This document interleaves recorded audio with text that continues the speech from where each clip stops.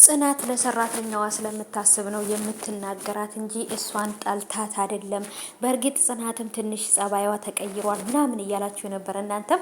እኔም ደግሞ የተረዳሁት ጽናት ምን ሆና ነው ምንድነው የተፈጠረው የሚለው ነገር ያልኩት በቃ ወይ አረገዘች ወይ ደግሞ ቅናት ቢጤ ጀምሯታል። የሆነ ነገር እያደረጋት ነው ማለት ነው።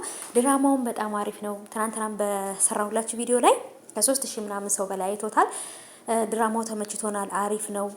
ያው አንዳንድ ነገሮችንም ደግሞ እያስተካከሉ ነው፣ አሪፍ ነው ምናምን ብላችሁኛል። ስለተመቻችሁና በፍቅር እንደዚህ በጉጉት ስለምታዩት በጣም ነው ደስ ያለኝ። ምክንያቱም አንድ ነገር በጉጉት ካየኑ መጨረሻውን እስከምናይ ድረስ አናቋርጠውም ያን ነገር ማለት ነው። እኔም ደግሞ መጨረሻውን የጽናት ድራማ እስከማይ ድረስ አላቋመውም። እናንተም ደግሞ እንደምታበረታቱኝና መጨረሻው ላይ ድረስ አብራችሁ እንደምትሆኑ አልጠራጠርም። የጽናትም ድራማ ካለቀ በኋላ በራሴም ስራ ደግሞ በተለያዩ ባሪፍ ስራዎች ይመጣላችኋለሁ። ሰላም ውድ የተከበራችሁ የቻናሌ ተከታታዮች እንዴት ናችሁ? ከኔ ጋር ሁሉ ሰላም ነው። ሰላማችሁ ይብዛልኝ ባላችሁበት ውድ ቤተሰቦቼ። ለቻናሌ አዲስ ከሆናችሁ ሰብስክራይብ አድርጋችሁ ቤተሰቡ ነው። ነባሮች ዌልካም የምወዳችሁ የማከብራችሁ ቤተሰቦቼ እንኳን በሰላም መጣችሁልኝ። ዛሬም እንግዲህ የጽናት ድራማ በተለመደው ሰዓት ይለቀቃል። ያው አንዳንድ ትናንት በሰራሁት ላይ በኮሜንታችሁም ላይ ትንሽ ከእናንተ ጋር ለማውራት ነው የመጣሁት። የጽናትን ድራማ እንደምትወዱት እንግዲህ እስኪ ጽናት ድራማ ላይ በአሁኑ ሰዓት ላይ ባለበት ሰዓት ላይ የሚስተካከል ነገር ቢኖር ብላችሁ የምታስቡት ብያችሁ ነበር። ያው የሚስተካከል ነገር ምንም ነገር የለውም። ሁሉም አሪፍ ነው፣ ተመችቶን ነው፣ በጉጉት ነው የምናየው። በጣም ደስ የሚል ድራማ ነው ብላችሁ ነው ኮሜንት ያስቀመጣችሁልኝ።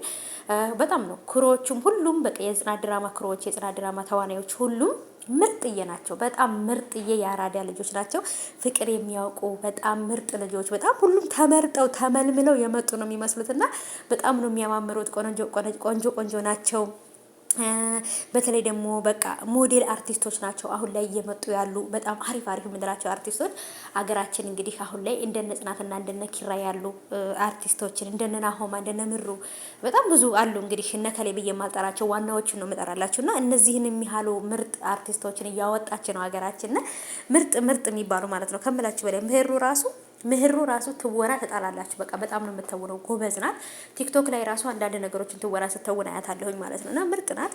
እውነት የጽናት ድራማ ቢያልቅ እኔ እውነት ለመናገር በቃ በድበት የምሞት ነው የሚመስለኝ። በጉጉት በቃ የሚለቀቅበትን ሰዓትና ደቂቃውን ሁሉ በቃ የሚለቀቅባትን ሰዓትና ደቂቃ በደንብ ነው የማውቃት ማለት ነው። በቃ በጣም ነው የምከታተለውና በቃ ኦሬዲ እንደ ቤተሰብ ሆነናል። እንደ የድራማው ክሮዎች ሆነናል። እኛ ራሳችን ተመልካቾች እኮ በቃ የነሱ ቤተሰብ ሆነ ማለት ነውና ይሄን ያህል ነው በፍቅር የምንወዳቸው።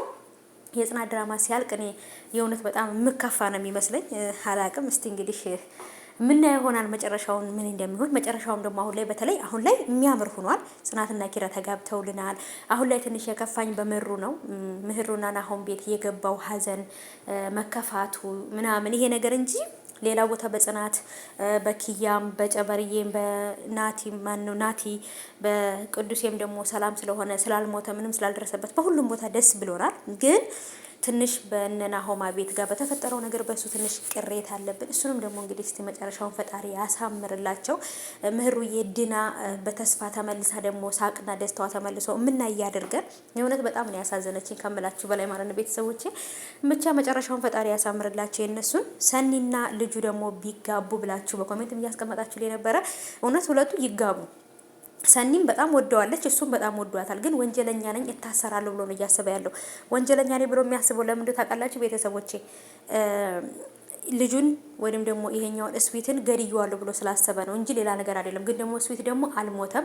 እስዊት ሌላ ቦታ ነው ያለው፣ ወይንም ሆስፒታል ውስጥ ነው፣ ወይንም ታክሞ ወጥቶ ብቻ። ግን እስዊትን ከዛ ቀን በኋላ አላየኑም። ግን ደግሞ አልሞተም፣ ምንም አልሆነም ማለት ነው። እሱ ግን የገደለው ስለመሰለው ነበር እታሰራለሁ ሲል የነበረው።